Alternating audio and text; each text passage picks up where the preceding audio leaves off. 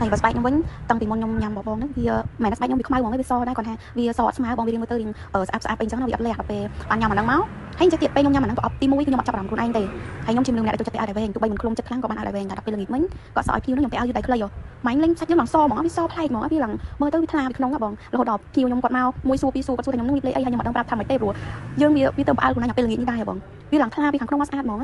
សម្បីតែនិយាយទៅមិនសតែខ្លួននេះណាមុខខ្ញុំមិនប៉ុណ្ណឹងមានអារម្មណ៍ថាវាឡើងថ្លាស្អាតហ្មងហើយមកចំណុចទៀតនៅលើស្បែកមុខបងស្បែកមុខមុននឹងខ្ញុំប្រើ collagen ខាងបងមុខខ្ញុំវាកំពុងតែរោលបងដោយសារខ្ញុំផ្ដាច់ផលិតផលអញ្ចឹងទៅរៀងរោលហើយវាឡើងមុនតែដល់ពេលខ្ញុំប្រើហ្នឹងចូលបានដល់អប់ទី2នេះឥឡូវហ្នឹងមុនក្រាបអស់លីងវានៅតែស្នាមហ្នឹងក៏នៅតិចតិចមែនតើឥឡូវហ្នឹងមុខខ្ញុំនិយាយថាស្បែកមុខខ្លួនឯងដោយសារវាថ្លាពីខាងក្នុងទោះបីវាមានស្នាមតែវាថ្លាមុខវាថ្លាស្អាតហ្មងអញ្ចឹងមិនតែងបងប្រើបន្តទៀតហ្នឹងដឹងតែពេលញ៉ាំអាហ្នឹងទៅវាធ្វើខ្ញុំហ្នឹងគេងលក់ស្រួលបងព្រោះធម្មតាពេលដែលខ្ញុំអត់ទាន់ញ៉ាំអាហ្នឹងខ្ញុំពិបាកគេងពេលដែលយើងគេងទៅវារស័ព្ទរសល់ត្រង់តែគេងលក់ពីប្រើពេលយូរតែពេលដែលខ្ញុំញ៉ាំអាហ្នឹងបាន2ថ្ងៃមានអារម្មណ៍ថាឲ្យតែម៉ោង9គឺខ្ញុំល្ងុយគេងហើយគេងទៅអត់ទៅលក់វាគេងលក់ស្រួល